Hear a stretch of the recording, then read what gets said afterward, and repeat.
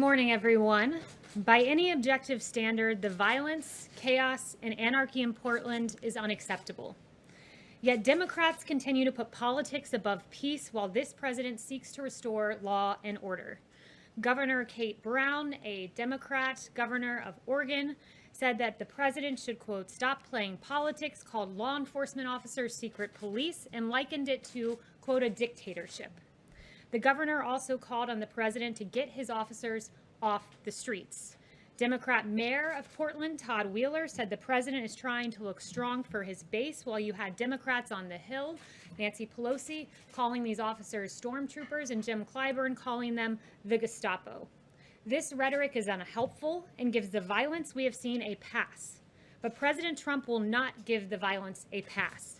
He will restore order where the Democrat governor and the Democrat mayor are unwilling to admit that they have lost control of their city.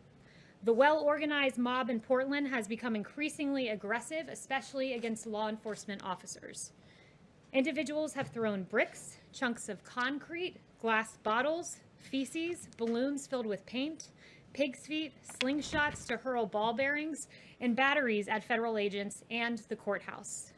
Multiple attempts to barricade officers in the Hatfield courthouse have occurred, attempts to start the structure on fire as well. Use of eyesight damaging laser devices have been used, and strobe lights against federal agents as well. But according to Speaker Pelosi, when asked about the violent removal of statues, people will do what they do. The Trump administration urges state and local officials to work cooperatively to restore law and order. Operation Legend is a great example of this. At the governor's request, we went into Kansas City and surged the area with federal assets, FBI, DEA, ATF, and U.S. Marshals. This was named after Legend Taliaferro, a 4-year-old young boy who lost his life and was shot in his bed tragically.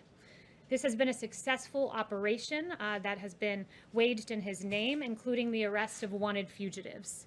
Similarly, President Trump is taking action in Portland, even though you have a Democrat mayor and Democrat governor unwilling to work with us in this situation. We are surging resources, along with Secretary Wolf at DHS, and augmenting the Federal Protective Service to safeguard federal property.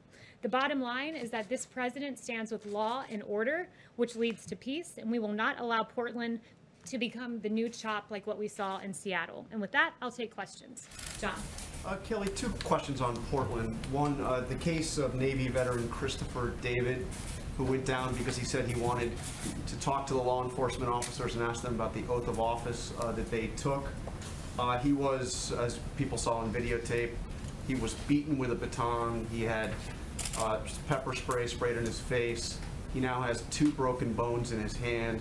Is the president aware of what happened to this Navy veteran graduate of the Naval Academy?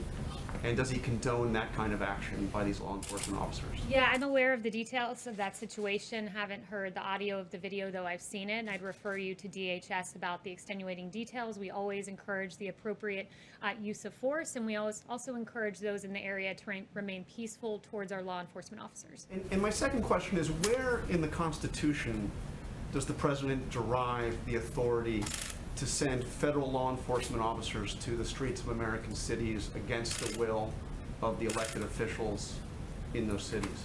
Yes, well, what you're referring to is Portland, and 40 U.S. Code 1315 gives DHS the ability to deputize officers in any department or agency, like ICE, Custom and Border Patrol, and Secret Service, quote, as officers and agents. They can be deputized for the duty of, in connection with the protection of property owned or occupied by the federal government and persons on that property. And when a federal courthouse is being lit on fire, commercial fireworks being shot at it, being shot at the officers, I think that that falls pretty well within the limits of 40 U.S. Code 1315. So that's a matter of protecting federal property, like federal courthouse in the case of Portland. Does he see limitations to that power? And how far does that power extend into the streets of the city of Portland? What are there limitations on that?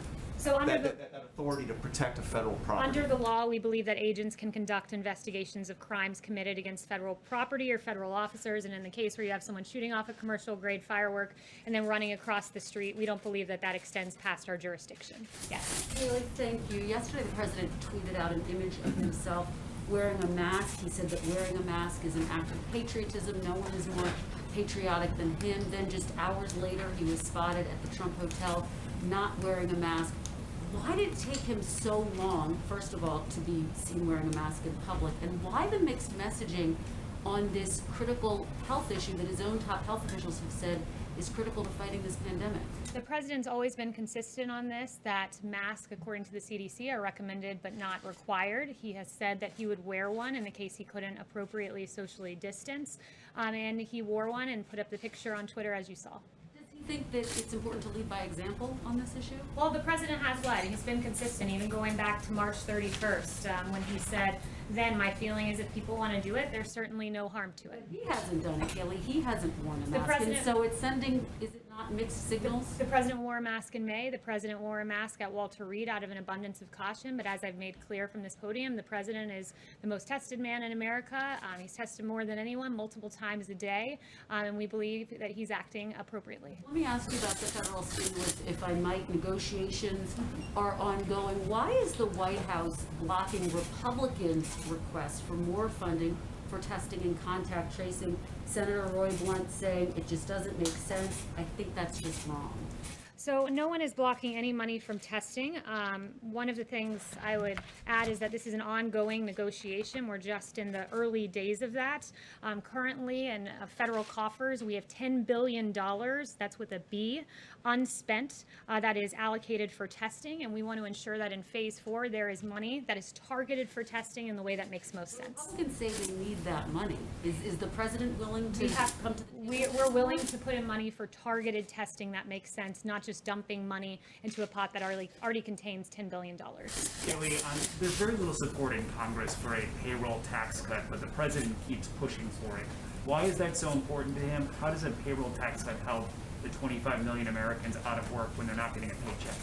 Well, there are a number of things we're looking at for phase 4. And one of those things is unemployment benefits, where, as Secretary Mnuchin said, we want this to be completed before July 31st, the date that runs out. We don't want something to be an incentive where someone gets overpaid and has a disincentive from going back to work, where they get paid more on unemployment benefits than at work. So we want to be cautious about that while making sure that those unemployed are taken care of. But the payroll tax in particular goes to some of our hardest working Americans. The people that it benefits, if you look at the tax structure, are middle income and low income workers. And not only that, there's an incentive on the employer side with a payroll tax holiday that encourages them to hire more too, because it reduces their burden. So it's a very smart policy. But those are people who still have jobs. So wouldn't it be more important to focus on the people who don't if you're worried about the overall cost of this stimulus? We can focus on a number of things at once, and part of that's a payroll tax for middle and low income Americans who are out there working each and every day and making their way through as best they can. It also means unemployment benefits. It also means direct payments to Americans. So we're looking at all of that, and we would like to see all of that. The second question on the briefing today at 5 o'clock, should we expect to see members of the coronavirus task force? Will Dr. Fauci, will Dr. Birx be there? You'll have to tune in to see. Yes. Thank you. On Portland, on sending agents to Portland, as well as plans for Chicago, why are these the right people to send? My understanding, these agents often work on human smuggling, drug trafficking, things like that. Do they have the right skill set, whether it's gun violence in Chicago or quelling unrest in Portland? Well, first, let me add, they haven't been sent to Chicago. These DHS officials are currently in Portland protecting a courthouse. We do believe they're the right individuals for that, as does 40 U.S.C. 1315, the United States Code. It's egregious what's happening. The frequency jammers, the pellet and air rifles in Portland, it's being depicted as this peaceful scene. I can assure you it's anything but that, where you've had barricades trying to keep officers in the Hatfield, courthouse, injury to a Border Patrol team member's leg, injuries to the head, shoulder, and back of a deputy U.S. Marshal. A U.S. Marshal impaled his right hand on a board filled with nails set out by the protesters. This is not a peaceful scene. I'm very thankful to our U.S. Marshals and ATF and others who are acting in accordance with a statute and protecting a federal building, and doing so at great cost to themselves. Yes. Thanks, Haley. I have two questions for you on the stimulus. First, since you guys are committed to the payroll tax cut, that seems to be driving up the price tag of the whole package. So is the White House view the $1 trillion figure that's been cited by GOP leaders as a hard cap? Are you willing to sign something that would spend more than that? These are all preliminary discussions, so I'll leave it to the negotiators to decide. The $1 trillion number was cited by Secretary Mnuchin yesterday. But look, this is the beginning stages. We're looking at a number of things, but the president was very clear that he would like to see a payroll tax in there, along with liability protections, tax credits for businesses to bring people back to work and to have safe work environments, and of course, $70 billion for schools to reopen safely, at least $70 billion. And then on the testing piece, what are the long wait times that we're seeing for tests around the country suggest that we do need a massive influx of testing beyond what's unspent, and that the federal government should take more control of the country's testing program? So we do want to see more testing funding, but we want it to be targeted in a way that it gets to the right people who need testing at the right time, not just dumping money into a bucket. So we want more money. We want it to be targeted. But I'm glad you brought up the timing of the testing. I talked to Dr. Birx, and she's very encouraged by the pool testing that's being worked on.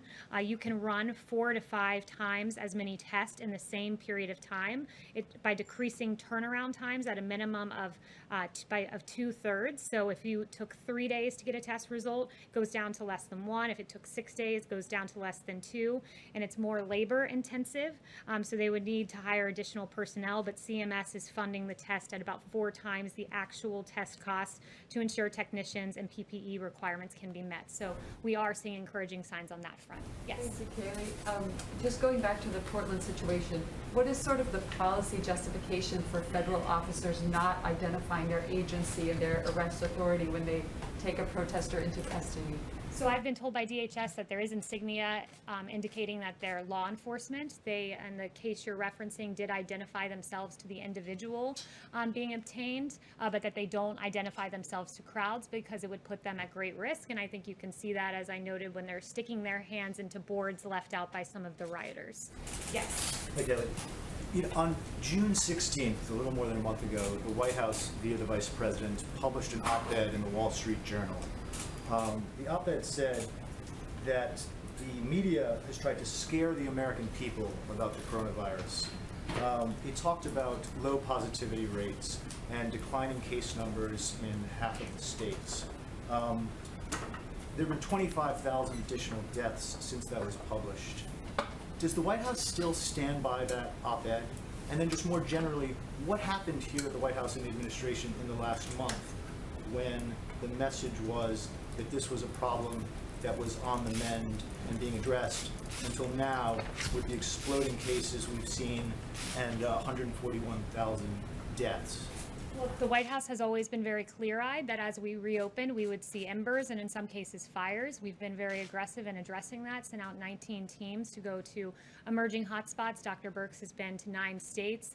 She does a lot of extraordinary work on that front. So we've been clear-eyed that as we reopen, we would see embers and sometimes fires, but we're encouraged that when you look at case fatality, for instance, we're below the European Union, we're below the average of the world, and I think that that speaks to our incredible work with therapeutics and our incredible work with testing, 46 million tests. The number 2 in testing in the world is India at 13.79 million.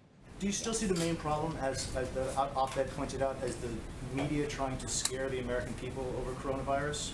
I think in many cases the media has tried to scare the American people. I think there's been a deficit in reporting about the cost of staying shut down, for instance. When you have the fact that the American Cancer Society saying that during the pandemic we saw an 80% drop in cancer cases being identified, there are real costs to a draconian extended shutdown, and you never heard the other side of the health equation. You never heard that mammograms were down by 87% and colonoscopies down by 90% and drug overdoses going up month after month through the lockdown. So it was the right decision to make. The president saved 3 to 4 million lives, but it's important to note the other side of the health equation about what extended lockdowns do to the American people. Yes? Yeah, the president says he wants to send these forces to other cities like Chicago. Cities where the federal property isn't necessarily under attack. What are they going to do when they get to Chicago and these other cities with higher crime rates, higher shooting rates, higher murder rates? If the president's worried about that, what are they going to do? What are they going to arrest people I think you're getting ahead of the president here. He's made no announcements as to who's going where. He's very discouraged by the violence that he's seen in Chicago. It's why he sent a very strong letter to Mayor Lightfoot offering help because she's clearly unable to control her streets, and the governor as well, unable to control that area. When you see the fact that there were 49 officers who were injured in this egregious video of them being lambasted with rioters with umbrellas shielding from view that they were throwing projectiles and 49 officers injured. Not only that, the poor citizenry of Chicago, where 12 were murdered this weekend, 70 shot alone. It's incredible what we're seeing in Chicago. He's offered his help, and we encourage the mayor to take it and to be forthright about the situation in her state, much like the governor of Missouri was in working with us on Operation Legend to protect the people of Missouri. But the leaders of these cities don't necessarily want unmarked police officers patrolling their streets the way we've seen in Portland, with the premise that they're protecting federal property there. The leaders in these cities don't want this sort of paramilitary police force. They're offered the assistance of DOJ, as was done, where you've had FBI surge in the case of Operation Legend. So when you have each weekend more than a dozen people getting shot in your city, perhaps it's time, more than a dozen killed, I should say, and children, perhaps it's time to say, I need the help of the federal government because what I'm doing is simply not working when more people are dying on the streets of Chicago than Afghanistan and Iraq. It's a tragedy. What if they don't say that? Yes, Stephen. Thank you. Well, I have a question about New York on a similar topic. Yesterday, President Trump mentioned the spike in violent crime in New York and said, quote, if the governor is not going to do something about it, we'll do something about it. And I'm curious if you could explain why he's saying that the governor should do something about it rather than the mayor, and if you could also elaborate on what President Trump would be willing to do. Well, he thinks the mayor and the governor should work together to take control of the streets of New York City, where in some places we've seen 600% surge in violence over last year. So he thinks they should work together. It's ultimately the power of the mayor to enforce, and the governor to enforce the police power of their states. That power rests with them, but they can partner with the federal government in the event they're unable to control the violence in their cities. And that's certainly what we've seen from Mayor de Blasio, who seems to have not a hard time criticizing police officers, but an awfully hard time controlling the streets of New York City. Yes. Hi, Kate. Thanks so much. I have two questions on the cooler for today, one for myself and one for a colleague who cannot be here because of social distancing. Governor Gavin Newsom was one of the few Democratic governors to bring in the National Guard and arm them after the riots and looting in early June, as compared to Seattle, where they didn't arm the National Guard. The Guard was posted at Los Angeles City Hall as a show of force, and within days the violence had quelled. Why not just invoke the Insurrection Act and have a big show of force rather than these more secretive operations? So I'll leave that to the president. We don't have secretive operations going on. It's very clear what's going on in Portland. It's very clear what's happening in Kansas City. But with regard to the Insurrection Act, look, we believe that it should be governors and mayors doing what they have the constitutional power to do. The police power rests with them.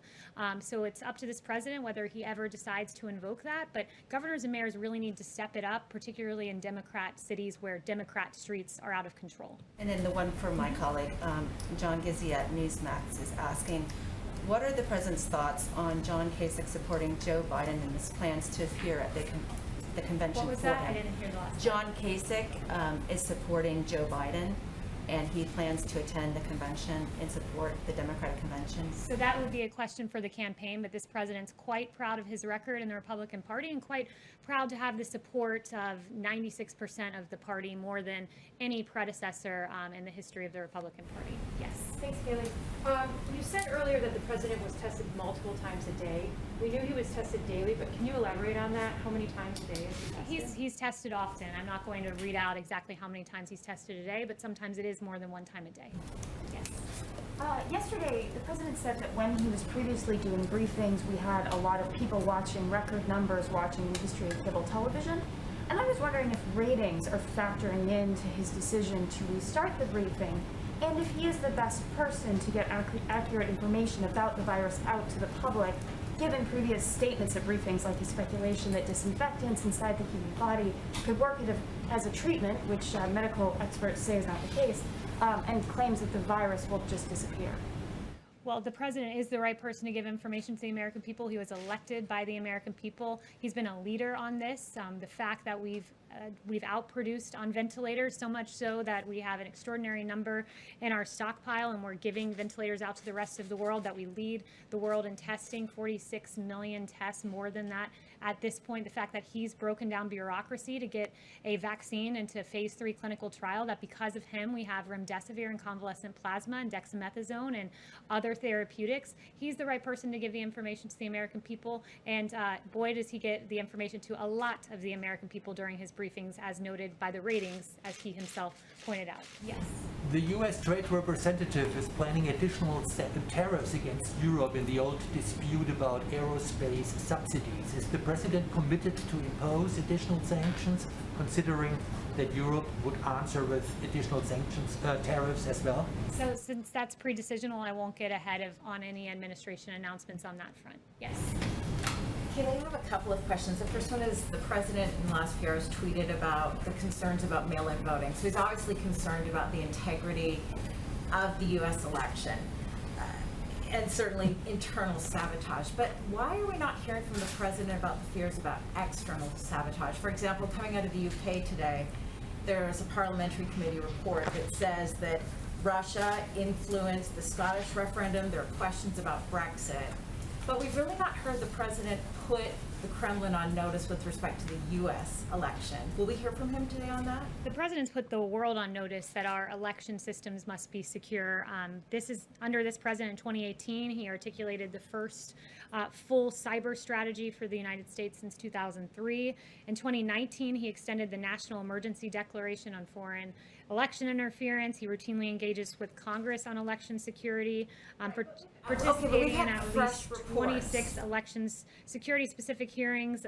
He signed legislation, $71 million, and so on and so forth. And that's quite a contrast to the Obama-Biden administration, who, when told of meddling in 2016, did nothing. And in fact, Susan Rice told the White House cyber team to stand down and, quote, knock it off when they floated options to combat Russian cyber attacks. And even Obama's cyber chief, Michael Daniel, has confirmed the stand down order. It's been in office now more than 3 years. I'm asking what's been done now. And given these fresh concerns, what are we going to hear from the president on that? So what's been done now? I just listed off 3 or 4 things for you, and I'm happy to go through more. We can talk about the $71 million in legislation on election security. We can talk about the $15 million for election reform activities. We can talk about legislation making more than $805 million available to states. And when it comes to mail-in voting, I would point you to the fact that there's a Wall Street Journal article just out today, and it talks about the dark omen for November and the absolute catastrophe in New York City, that we are a month into the election after the voting, and we still don't know who the winners are of some of those races. And Governor Cuomo decided that he would prepay postage for the ballots, and what that meant was that the post office didn't put a postage stamp noting the date of the ballot. So as they're collecting these ballots in for a month, as you asked me about this, so I'm going to answer. So for a month, they've been collecting ballots with no postmarked date, and in fact what they found is 19% of ballots have been rejected in Queens, 28% rejected in Brooklyn. There are questions about mass mail-out voting, and I know you don't want to hear them, which is why you talk over me, but I encourage you to read the op-ed. Yes. On the China vaccine research, this yes. is very You've gotten 2 questions, which is more than some of your colleagues. Yes. Thank you, Kaylee. Okay, you don't want to engage. In St. Louis, the McCloskeys have been charged with felonies for waving guns at protesters. The Missouri Attorney General is vowing to dismiss these charges. Where does the president stand on this? Yeah, the president, I asked him about that this morning, and he said it is absolutely absurd what is happening to the McCloskeys.